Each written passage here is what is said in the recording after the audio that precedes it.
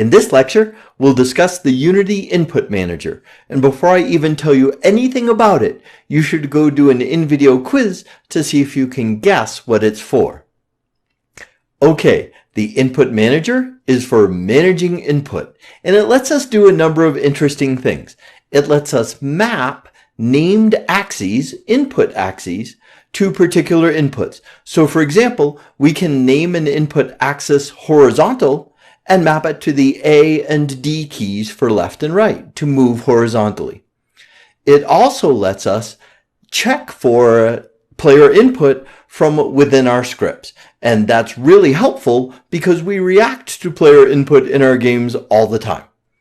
Another thing the Input Manager lets us do is it actually lets players remap the inputs. So if they don't like using A and D for left and right, if they would prefer using W and S for left and right, then they can do that.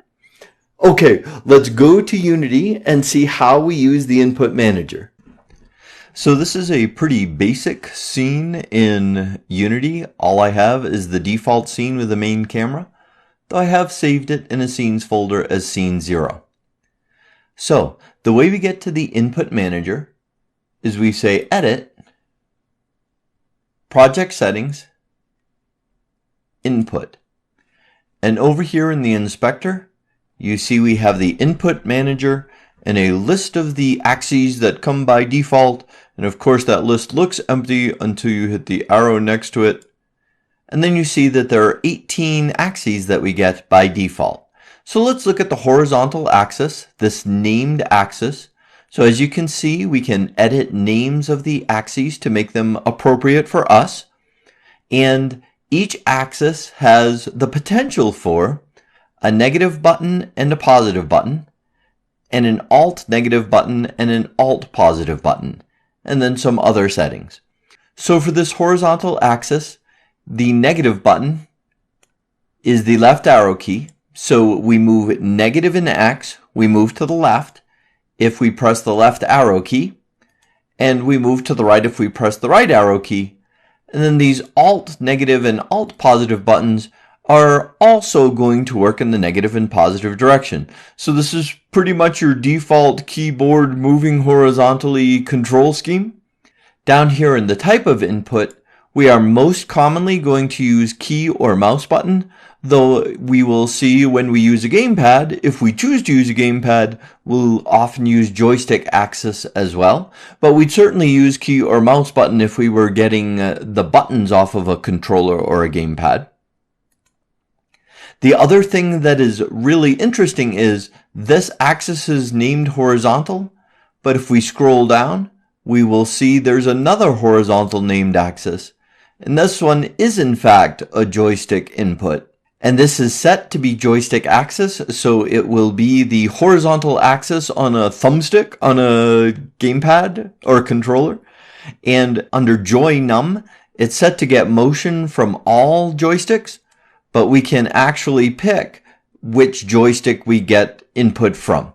If you leave it as get motion from all joysticks, any joystick that's connected can provide this input. Now this is pretty awesome, right? That we have multiple axes named horizontal, because within our scripts, we don't care what provided that horizontal input. It could have been the keyboard, it could have been a joystick, we don't care. All we do is we check for input on that particular axis, and we'll see that in a coming lecture. And we don't care how it came in, we just know we're responding to horizontal input. And that's pretty fantastic because it separates what the mapping is to the input axes from the actual processing we do within our scripts. The other thing I said we can do is we can have the player change that mapping when they actually run the game. Let's do that, but before we do that, we actually have to build the game. So here on the upper left of the menu, I will say File, Build Settings, and I get this dialog. And the scenes in the build is empty, so I'm going to click Add Open Scenes, and now scene 0 is in the build. I'm going to leave this build for PC, Mac, and Linux standalone, though you can build for WebGL as well, and you will as you submit games for other people to play in the course, but we'll leave it as standalone for now. I'll leave it as Windows x86, and then I'll even say build and run. So it's going to build this for me, and then it's going to run the player for me. I click that button, and I get a file dialog that says, where do you want the build to be? I'm actually going to put it in a new folder that I'll call build.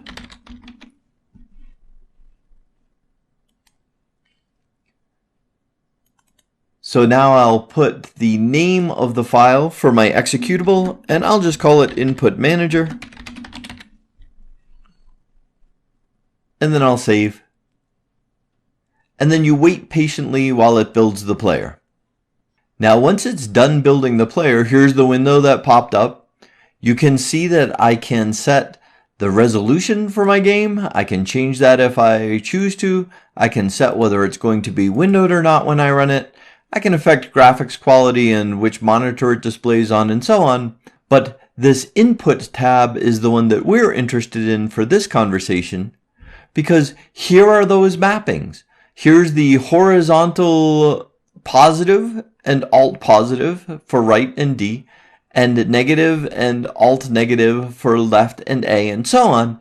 And if the player wants to change one, all I have to do is double click an entry to change. So I can double click right, and then I press a button, say Y, and now one of my positive horizontal inputs is Y instead of right.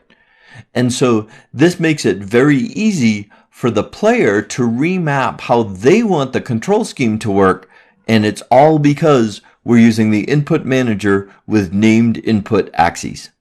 To recap, in this lecture, we learned some of the ideas behind the Unity Input Manager and how we can use it to map named axes to inputs so we can set up the control scheme for our game.